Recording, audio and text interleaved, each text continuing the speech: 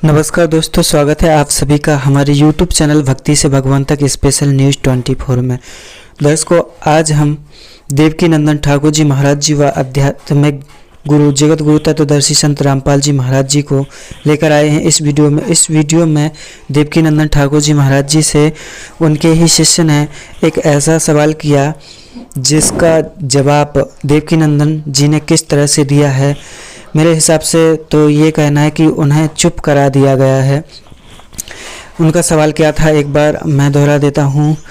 तो उनके शिष्य ने देवकी नंदन ठाकुर जी महाराज जी से सवाल किया कि जो राधा रानी हैं उनका श्री कृष्ण से प्रेम का नाता था और आदर्श कोई ऐसा नाता नहीं था, उन्हें हम क्यों पूछते हैं, उनका नाम क्यों लेते हैं, जबकि सीता जी स्वयं लक्ष्मी का रूप हैं ऐसा माना जाता है, तो उनका नाम क्यों नहीं लेते, हम राधा जी का नाम क्यों लें। तो देवकी नंदन ठाकुर जी महाराज ने किस तरह से अपना तर्क दिया है, आइए जानते हैं देवकी नंदन ठाकुर जी महाराज जी के विचार।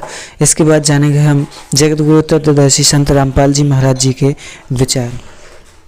प्रणाम। राधे श्याम। मेरा क्वेश्चन मेरे बच्चों की तरफ से है, बच्चे मेरे नहीं आए हैं। तो मेरा बच्चा ये जानना चाहता था कि राधा जी एक साधारण स्त्री थी, उन्हें हम क्यों भजें। सीता माता या दुर्गा माता था, उनका करेक्टर, उनका रोल था पर सीता माता या राधा पार्वती मैया, दुर्गा मैया, उनका कुछ रोल था।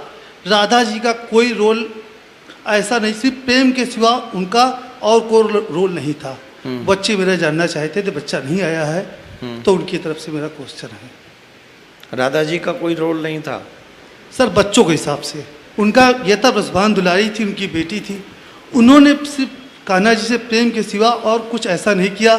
उनको मैंने गुरुदीक्षा भी दिला दी, पर उनके मन में क्वेश्चन चला करता है। वो बच्चे क्वेश्चन का सुनते, आंसर सुनते तो ज़्यादा अच्छा होता। अब आप बताएंगे गुरु जी, तो हम बता देते आपके।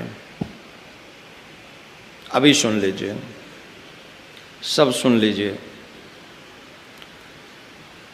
आपका शरीर मोस्ट इम्पोर्टेंट है कि आपकी आत्मा? आत्मा। क्यों? क्योंकि आत्मा परमात्मा के पास है। आत्मा क्यों? परमात्मा तक तो जाई मत, आत्मा की बात। आत्मा के बिना शरीर बेकार। किस लिए?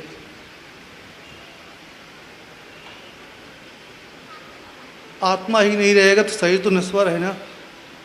है। सीधे सीधे शब्दों में कहो कि शरीर का बल है आत्मा जी, शरीर की शक्ति है आत्मा जी।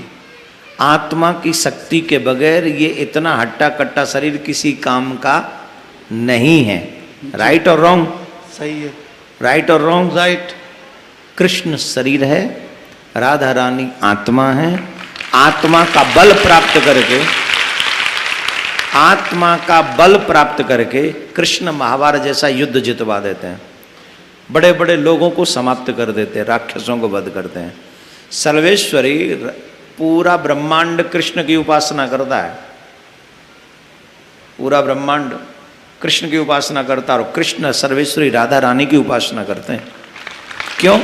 राधा रानी शक्ति है और वो शक्तिमान है, तो शक्ति के बिना। अभी आपने सुने देवकी नंदन ठाकुर जी महाराज जी के आध्यात्मिक विचार। इन्होंने देखिए किस तरह से जवाब दिया है। इनकी बातों पर हंसी आती है। यह कहते हैं भगवान श्री कृष्ण की आत्मा राधा है। फिलहाल किसी की आत्मा किसी के अंदर हो सकती है। आप खुद विचार कीजिए, ये किस तरह से मूर्ख बनाते हैं जनता को। श्री कृष्ण की आत्मा श्री कृष्ण के अंदर ही होगी या फिर राधा के अंदर? किसी की आत्मा किसी और के अंदर कैसे हो सकती है? देखिए किस तरह से इन्होंने जवाब दिया है। आइए जानते हैं जगत गुरु तत्वदर्शी संत रामपाल जी महाराज जी के विचार, क्या कहना है उनका इस विषय में। क्या कहीं राधा नाम लेने का प्रमाण है शास्त्रों में? वेद गीता क्या कहती है? देखिए संत रामपाल जी महाराज जी के विचार। अर्तम जपो हरे राम हरे कृष्ण राधे श्याम सीताराम राधे राधे। कोई बात हुई? अब एक किसी ने प्रश्न किया कृष्ण के पुजारी था कि आपका इष्ट देव कौन है? स्वरूप तन्यों का राधे, और फिर ने कहा श्री कृष्ण जी मेरा इष्ट है। अरे राधे होया कृष्ण जी तेरा इष्ट होया? कमाल की बात कर रहे हैं, बिना अकल की बात। अब राधे श्री कृष्ण जी की वो थी प्रेमिका, और कोई मित्र उससे पहले उसकी प्रेमिका का नाम लेता जूत तोड़े न बाजेगा उनका, यारी तोड़े टूट लेगी उनकी। यानी वो कृष्ण जी की पूजा कर राधे श्रद्धा कर रहे। थरा गजब हो, ये थरा सिर पैर है कोई। हरे राम हरे कृष्ण राधे राधे श्याम मिला दे, चाहे कुछ भी जाप कर ले उसी तो मिले। ये है अनुवाद कर्ता की बकवाद, अज्ञान सोच। और गीता में तो लिखा है 8वें अध्याय के 13वें श्लोक में, ओम इति एकाक्षरम ब्रह्म व्यवहारण माम अनुस्मरण यह प्रयाति तदंदेहम सयति परमाम गतिम।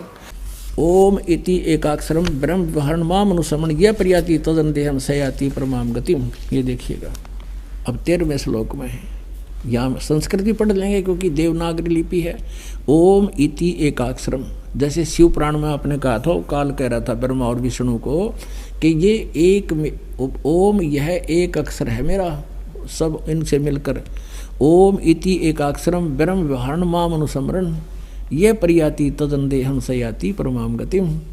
मुझ ब्रह्म का, माम ब्रह्म, मुझ ब्रह्म का केवल एक ओम, यह एक अक्षर है, नथिंग एल्स। हरे कृष्ण हरे राम राधे श्याम सीताराम दिखा दो किधर गीता में, मूर्ख बना रहे दुनिया ने।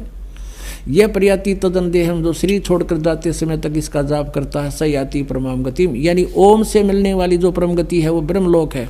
और ब्रह्मलोक में गए हुए प्राणी भी वापस आते हैं। ये देखिए गीता जी अध्याय नंबर 16 के और श्लोक नंबर 23 में कहा है कि अर्जुन, जो शास्त्र विधि को त्याग कर मनमाना आचरण करते हैं, यानी जो पवित्र सदग्रंथों में वे ऑफ वर्शिप नहीं लिखी है, साधना की विधि, और उसके आधार से जो भक्ति करते हैं उनको कोई लाभ नहीं होता। देखिएगा यह है श्रीमद् भगवद गीता अध्याय नंबर 16, श्रीमद् भगवद गीता अध्याय 16 का श्लोक नंबर 23। जो पुरुष शास्त्र विधि को त्याग कर अपनी इच्छा से मनमाना आचरण करता है वह न तो सिद्धि को प्राप्त होता है, न परम गति को और न सुख को ही। 24वें श्लोक में 16वें अध्याय के में कहा है, इससे तेरे लिए कर्तव्य और अकर्तव्य की अवस्था में जो कर्म करने चाहिए भक्ति के, जो ना करने चाहिए, शास्त्र ही प्रमाण है। किसी की दंत कथा पर विश्वास मत करना। ऐसा जानकर शास्त्र विधि से नियत यानी शास्त्रानुकूल कर्म करने योग्य है, कर्म ही करने योग्य हैं, यानी और कर्म नहीं करना। जो गीता में लिखा वही मंत्र जाप करना, उतनी ही क्रिया करना।